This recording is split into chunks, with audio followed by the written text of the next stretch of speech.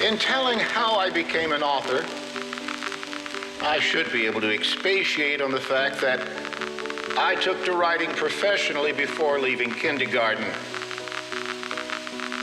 As a matter of fact, I was 35 years old before I wrote my first.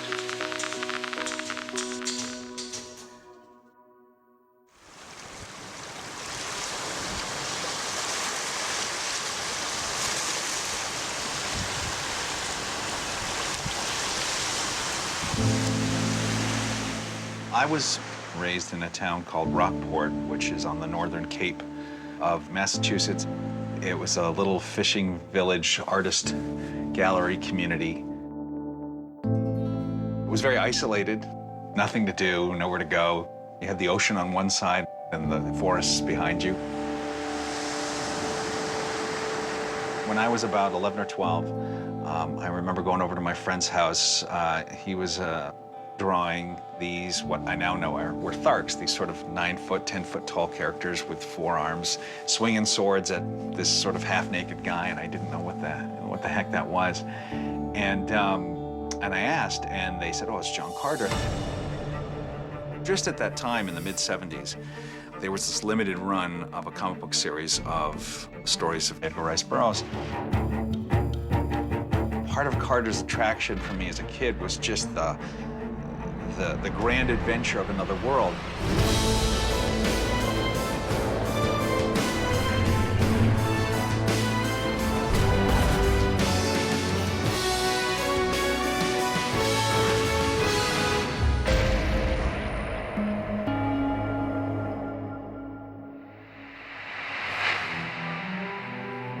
My early career was a great disappointment. I had failed in every enterprise I had ever attempted. At last, I got placed as an agent for a lead pencil sharpener. We advertised in a number of magazines, and I sometimes took the magazines home to read. I remember thinking that if other people got money for writing such stuff, I might too, for I was sure I could write stories just as rotten as theirs. A Princess of Mars was published as Under the Moons of Mars by Norman Bean, a pen name that I adopted because I was mortified by the thought of having my own name connected with anything as foolish as fiction writing. Burroughs was definitely slumming it for a paycheck on John Carter Mars when it started out, and then I think it grew into something bigger. It really saved his life. Writing it saved his life. He was desperate. It wasn't financial desperation, it was existential despair. You can feel that when, the way John Carter is transported to Mars, the depth of that yearning to just break free of your body, to break free of the bonds of Earth and go adventuring and wandering. I resolved to give my imagination free rein. The result was the Martian stories. I think that one of the things that you have to give Edgar Rice Burroughs credit for is the quality of world building. I mean, he created virtually entire languages, you know, entire cultures. I think that he was onto something really substantial thematically, and I think that there are shining moments that still ring out a century later. So when Burroughs points to Mars, he's really pointing to here. It's dwindling resources, it's tribalism returning as we fight for water, as we fight for anything. What's nice about science fiction when done right is it actually has a relevance to us in the present day.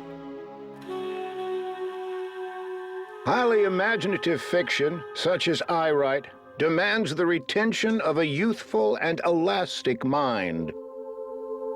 The important scientific element that fed Edgar Rice Burroughs' imagination, I think, was the work of this one astronomer, Percival Lowell, kind of a gentleman astronomer, and had gone out to Arizona and built an observatory and looked at the planet Mars. Speculation about life on the planets goes very far back, at least 400 years.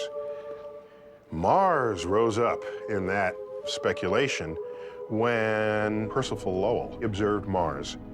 And according to his read of what he saw through the lens, there were canals on Mars. And he wrote entire books on the existence of canals on Mars. His imagination got the better side of him. And then there are his hand drawings. Elaborate networks moving in and out of what he identified as cities. This was good stuff if you have imagination and you're a novelist. As the surface of Mars was formally identical physically with the Earth, and as similar conditions doubtless still prevail on both planets, there's no reason to question a like evolutionary development from identical life forces. The influence of John Carter on Mars is far-reaching. There's a lot of stuff that's just so deeply ingrained into the very fabric of what fantasy sci-fi is. I've heard comparisons that Superman comes from it, because he was a man who had super strength. I see a lot of the reverence with which Lucas attacked the Star Wars universe, the idea of the princess, and the idea of being able to have a fantasy story told on a sci-fi backdrop. John Carter is hitting some mythological nerve. There's strong archetypes and there's strong imagery in those books. This is a very well-imagined world that Edgar Rice Burroughs has created. John Carter had to be there in order for Star Wars to happen or Avatar to happen. Wherever you might look around in the media landscape, in the world of fiction or films, you couldn't credit Edgar Rice Burroughs for having had a hand in that. Publicity is essential to success. With all the thousands of books on display in a bookshop, I had to bend every effort to have my covers not only artistic, but at the same time demanding the attention of the passerby. Pre-internet, pre-videotapes and everything, the only way you could see literature realized visually was the illustrations of these books. When I was first buying those books as an 11-year-old kid, the illustrations went from interesting to amazing. The artist was a man named J. Allen St. John. J. Allen St. John became the reigning illustrator for all the Burroughs books. St. John's work really illustrates my stories. His visualizations of some of the nightmare creatures of my imagination are truly remarkable. After the success of Tarzan, motion picture royalties began coming in regularly. With my career safely insured, we moved to California and founded Tarzana Ranch. It's far removed from the unnatural pressures of the big city, that is, except for the Hollywood producers who come around looking to buy the rights to my stories. In the 1930s, Bob Clampett, a Warner Brothers animator, wanted to do John Carter of Mars as a full-length feature animated film, and he did some test footage. He couldn't get the backing to do that film, and so the project languished.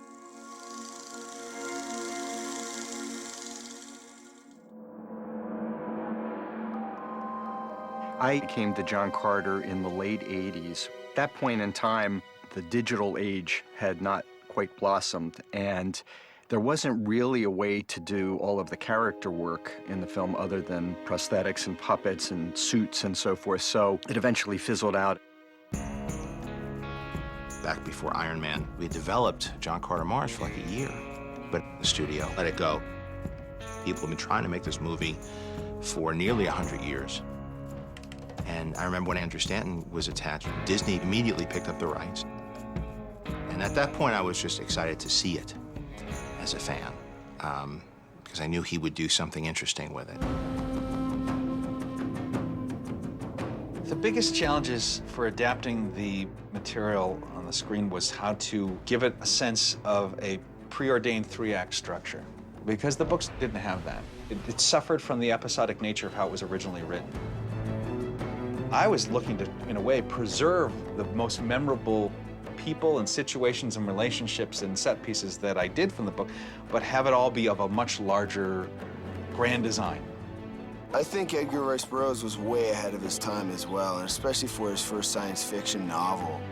And it's actually the 100-year anniversary, so it's kind of perfect that we're making the film. Once in 100 years, perhaps, there's a great piece of fiction that actually molds public opinion.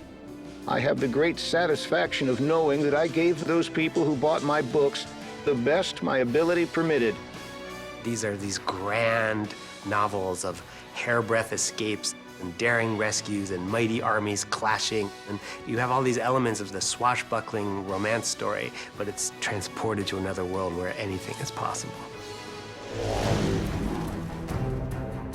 The desire to make movies is a desire to create worlds and characters that are beyond what you know you're going to experience firsthand in your own life.